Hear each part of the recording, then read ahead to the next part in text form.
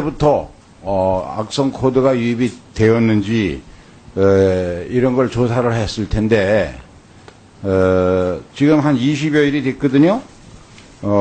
악성 코드가 언제 침입했는지 또 그 코드 침입한 주체가 누군지 이거 확인을 했습니까? 지난번에 보고드린 바와 같이 이런 해킹에 대한 조사는 시간이 다소 걸립니다. 현재 진행 중이기 때문에 결과는 차후에 알 수 있겠습니다. 아니 20일이나 됐는데 우리 안보를 위해서 가장 중요한 국방망이나 전장망이 비록 물리적으로 분리되어 있다 할지라도 컴퓨터 자체를 좀비 컴퓨터로 이용하면 얼마든지 국방망이나 전장망에 들어있는 비밀까지도 유출될 가능성이 있는데 이런 중대한 사태에서 20일이 지났는데 맨날 아직도 조사 중이라는 얘기가 그게 말이 됩니까? 국민들이 그래가지고 어떻게 사이버 사령부에 대해서 안심할 수 있겠어요? 네, 저희들이 지금 조사하는 과정에 있고 일부 내용들도 확인되고 있습니다만 하여간 11월 중에는 모든 결과가 나올 것이라고 지금 능력이 판단하고 없으면 있습니다. 헐 능력이 없으면 외부 전문기관에다가 위탁을 해서라도 신속하게 밝혀내고 거기에 대한 대응 대책을 만들어야 될 거 아니에요. 지난번 국감 첫날 지적을 했으면 적어도 국감 마지막 날 합정 검열할 때는 무언가 더 적극적이고 긍정적인 걸 해야 되는데 아무 책임 없이 조사 중에 있습니다. 시간 많이 걸립니다. 그게 국민들 앞에 할 소리입니까? 신속하게 조사해서 보고해 주세요. 네, 최선을 다하겠습니다. 그리고 장관께 좀 묻겠습니다. 북한은 사이버전을 핵과 미사일과 함께 인민군대의 3대 수단이다. 또 사이버 무기는 핵과 생화학 무기와 함께 3대 비대칭 전력이다. 이래서 사이버 전력을 강화해가지고 지금 세계 각국의 전문기관의 평가에 따르면 최소 세계 3위의 사이버 전력을 가지고 있다. 그래서 우리나라도 부랴부랴 2010년에 사이버 부대를 창설을 했는데 지금까지 사이버 부대가 운영되는 것을 보면은 정치적 댓글이나 쓰는 이런 사이버 전력 이거를 해서는 안 되죠. 보다 공세적인 사이버 전력을 구축해야 하는데 저희가 확인해 본 바에 따르면 사이버 사령부를 책임지고 있는 장교들은 계속해서 인사이동으로 전력이 바뀌고 또 실제로 맡아야 할 부사관들은 인력이 태부적해서 경무에 시달리고 있고 병들은 단기 복무하니까 자꾸 더 바뀌고 이래가지고야 사이버 전력이 제대로 강화될 수 있겠습니까? 본 의원이 안타깝게 생각하는 것은 대한민국의 IT의 전반적인 수준과 능력은 북한이 감히 엄두도 낼 수 없을 정도로 압도적인 우위에 있는 나라인데 세계적으로 우리나라가 IT 시장의 테스트 마켓으로서 자리 잡고 있지 않습니까? 그런데 어떻게 우리 군만 이렇게 북에 대해서 맨날 당하기만 하는 그런 사이버 전력을 유지하고 있냐 이거죠. 이거는 제가 보기에는 국방부 혼자 힘으로는 백년하청입니다. 사이버 전력을 강화하는 것이.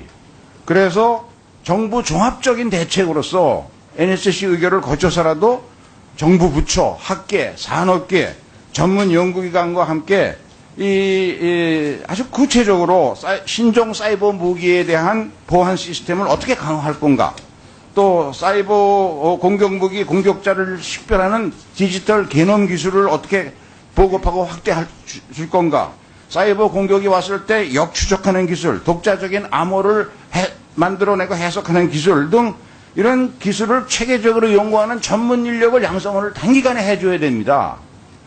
여기에 대해서 국방부 장관의 좀 책임 있는 답변을 듣고 싶습니다. 예, 사이버 전의 중요성, 또 군뿐만 아니라 범정부적 차원에서의 접근 및 대응 중요성, 당연하신 말씀이고 저희들도 그렇게 생각하고 있습니다.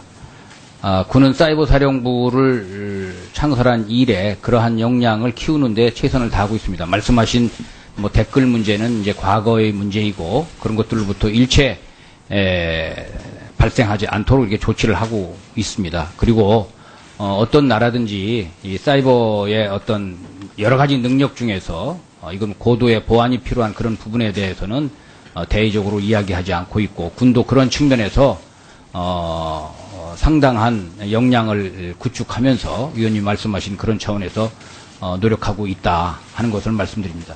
근데 문제는 제가 육군본부 국감 때도 육군총장께 확인한 바에 따르면 그 사이버전에 실질적으로 모든 이런 전력을 강화할 수 있는 것은 결국 부사관인데 부사관 인력이 태부적하다는 거예요. 그걸 좀 점검해 보시고 사이버 사령부의 부사관을 획기적으로 늘릴 수 있는 그런 대책을 좀 강구해 주시기 바랍니다. 예. 말씀하신 대로 장교와 일반 복무병은 이제 그러한 보직 교체율이 있고요. 여기는 부사관과 군무원들로 많이 그러한 전문적인 능력을 발휘할 수 있도록 하는 방향에서 지금 하고 있습니다. 더 노력하도록 그렇게 하겠습니다. 북한 그 침투기 AN2기에 관해서 좀 묻겠습니다. 지난달 원산에서 북한이 최초로 에어쇼를 했는데 거기 보도를 보면 AN2기가 이게 그동안 천과 나무로 된 재래식 기종이라 미사일에 레이더에는 안 잡히지만 야간 비행은 불가능하다 이렇게 알려져 왔는데 그런데 북한 그 원산 에어쇼에서 나타난 걸 보면 기체 하부에 지형 탐지 레이더가 부착돼 있고 또 상부에는 GPS 안테나 형태의 부품이 장착된 게 발견이 됐다는 보도가 있었습니다. 장관께서 그 보고 받으셨습니까? 예. 그렇다면 결국 AN2기가 야간에도 초저고도 비행으로 침투가 가능한 그런 능력을 확보했다. 이렇게 봐야 되지 않겠습니까?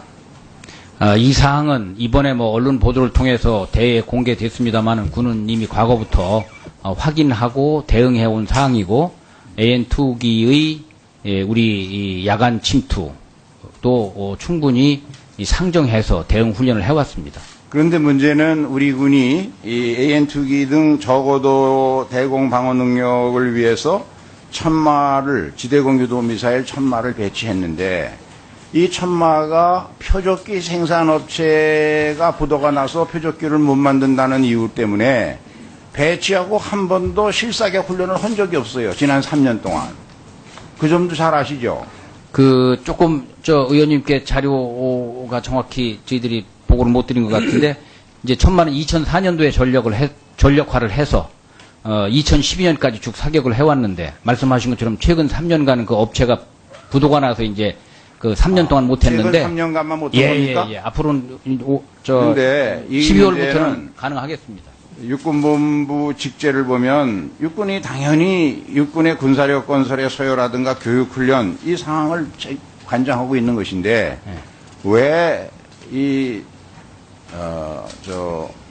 표적기 생산 업체가 문제가 있으면 즉각 대응 태세를 강구하고 뭘 하고 해서 이 훈련 공백 기간이 최소화되도록 하는 적극적 조치를 취해야지 강 건너 불 보듯이 3년간이나 한 1년이라면 이해가 가요. 3년간이나 그냥 훈련도 못하고 그대로 방치하고 있다고 하는 것은 이게 좀 문제가 있다고 봅니다. 예. 그래서 우리 군이 가지고 있는 다른 그런 미사일 방어 체계도 실사격 훈련이 제대로 되고 있는지 전반적으로 정기적인 예, 그렇게 하겠습니다. 당연하신 말씀입니다. 네. 12년 12월부터는 훈련 다시 재개된다는 말 맞습니까? 예, 그렇습니다.